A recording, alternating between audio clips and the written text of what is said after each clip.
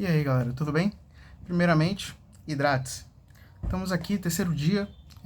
Hoje eu quero falar sobre algo que sempre chama muito minha atenção quando eu ouço falar ou então quando eu estou lendo a palavra de Deus e esse tema vem à mente, que é basicamente imagem e semelhança.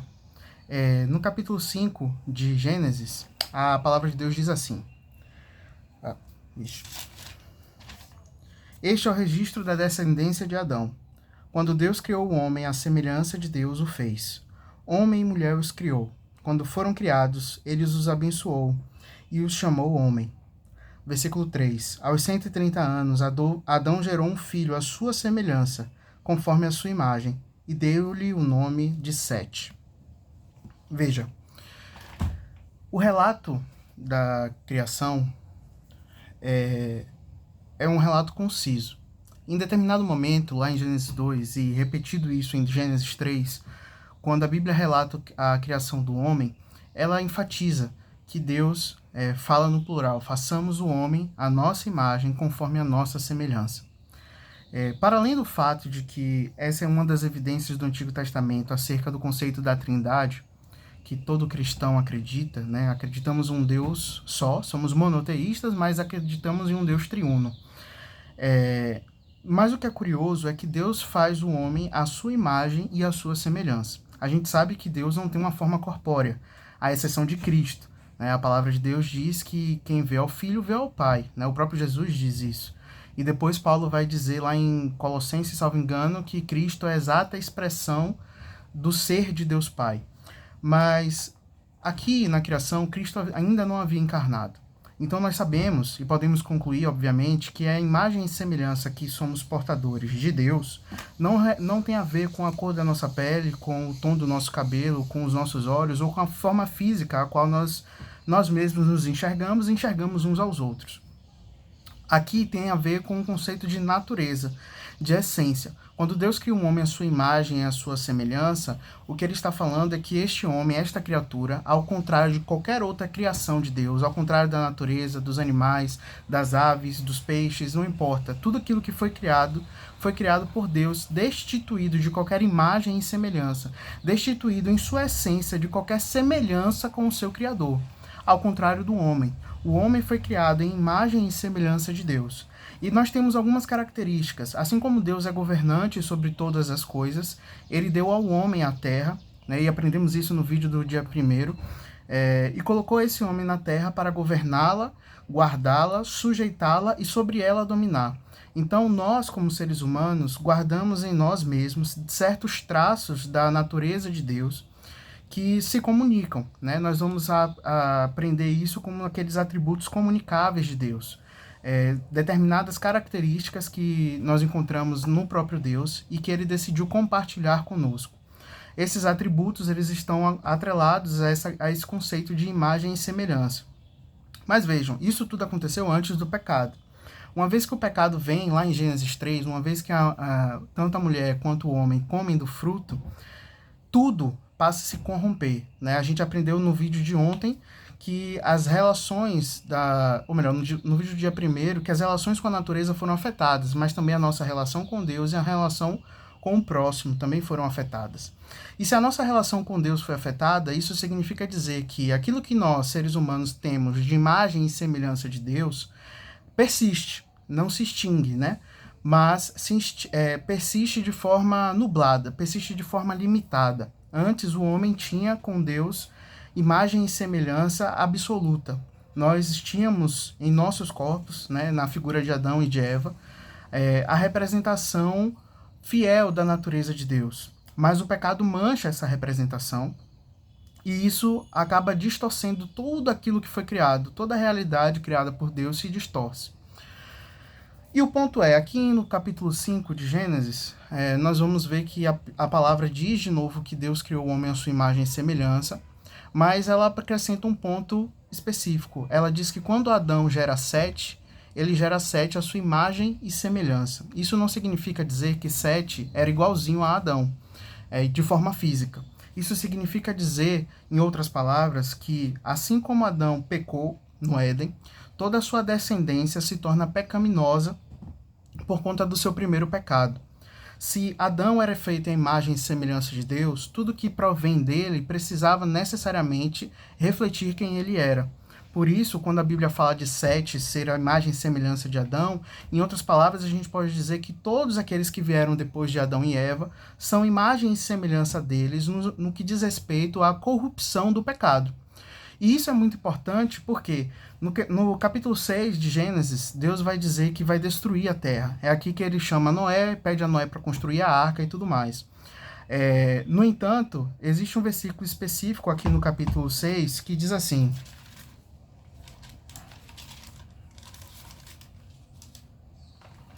Versículo 5, capítulo 6. O Senhor viu que a perversidade do homem tinha aumentado na terra, e que toda a inclinação dos pensamentos do seu coração era sempre e somente para o mal. Então o Senhor arrependeu-se de ter feito o homem sobre a terra, e isso lhe cortou o coração. Ora, somos feitos imagem e semelhanças de Deus, prima facie, de forma específica e primordial, somos imagem e semelhança de Deus. Mas, em um segundo momento, também somos imagem e semelhança de Adão. Não somente Sete, mas todos nós que viemos em decorrência lógica do primeiro homem, somos portadores dessa mácula inescapável chamada pecado. Somos hoje completamente inclinados para o mal. O vídeo de hoje tem a ver com a imagem e semelhança de Deus e a corrupção causada pelo pecado.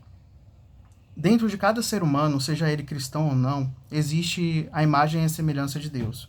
Aqueles que são cristãos, que se converteram e reconheceram a Cristo como seu Senhor e Salvador, possuem essa imagem limpa pelo sangue de Cristo, pelo sacrifício da cruz. Mas aqueles que ainda não aceitaram a Cristo, ou que jamais o aceitarão, viverão sempre corrompidos pelo pecado.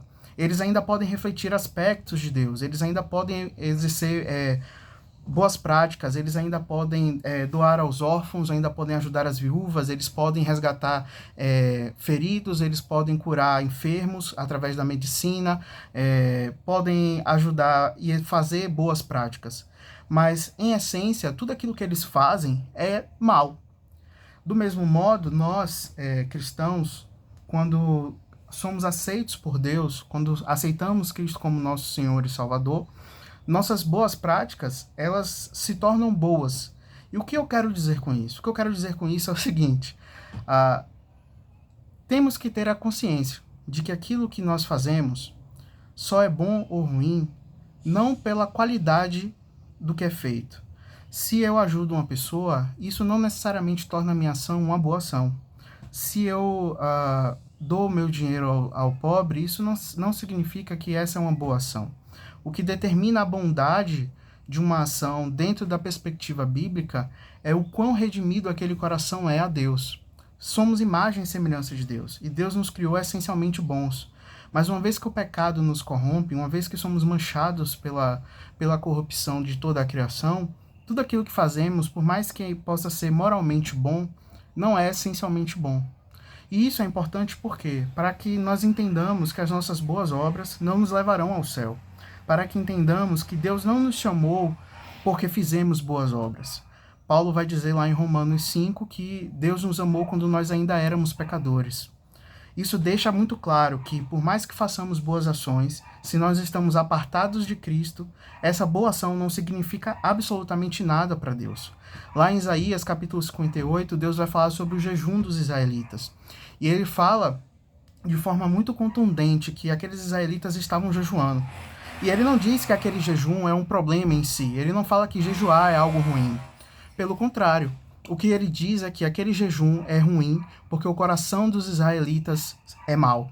É porque a motivação que os levou a jejuar é uma motivação completamente desprovida da presença de Deus e desprovida da bondade de Deus.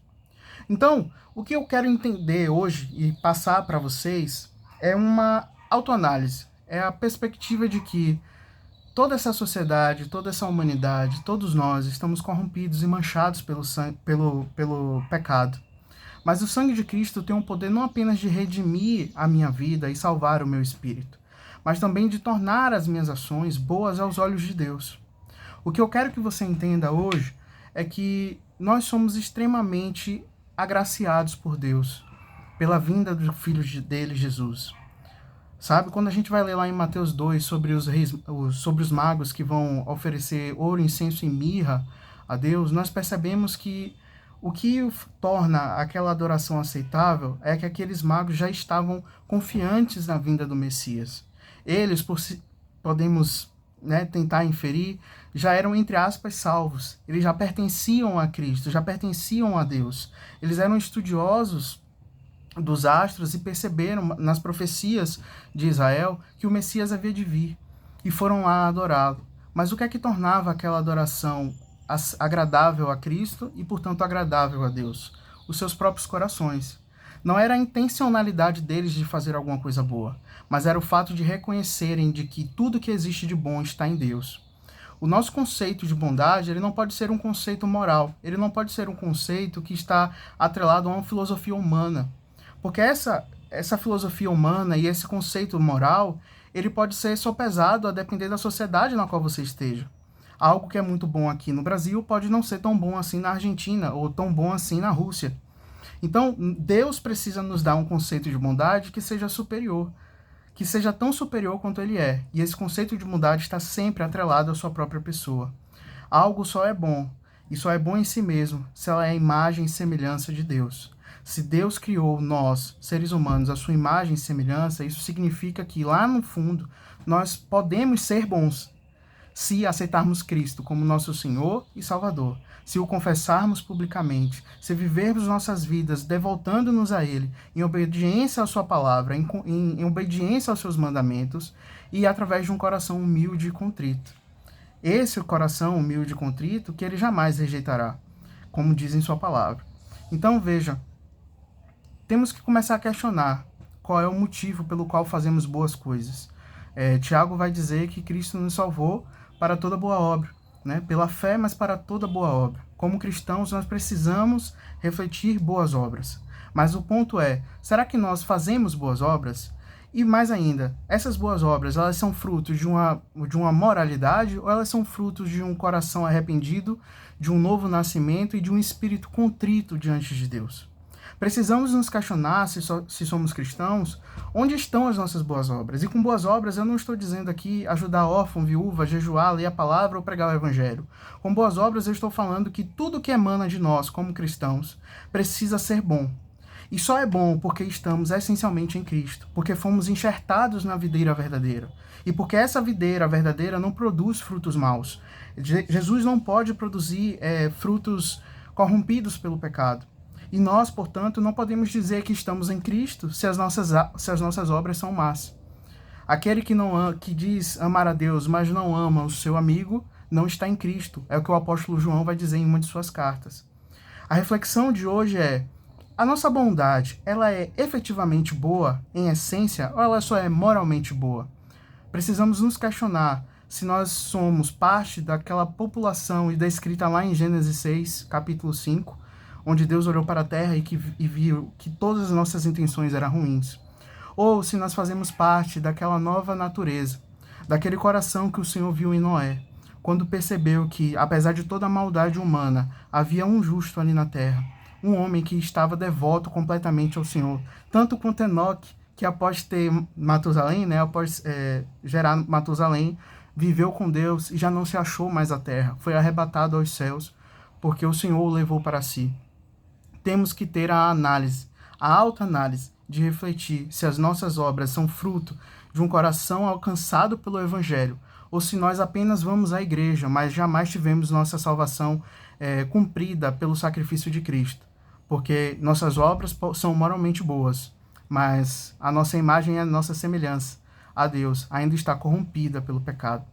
Que o Senhor nos dê graça para, diante dessa análise, nos arrependermos dos nossos pecados e acharmos graça diante dele para nos sujeitarmos, obedecê-lo, segui-lo e então praticarmos boas obras que sejam como incenso suave às narinas do nosso Senhor e que reflitam a sua glória e a sua beleza sobre toda a criação.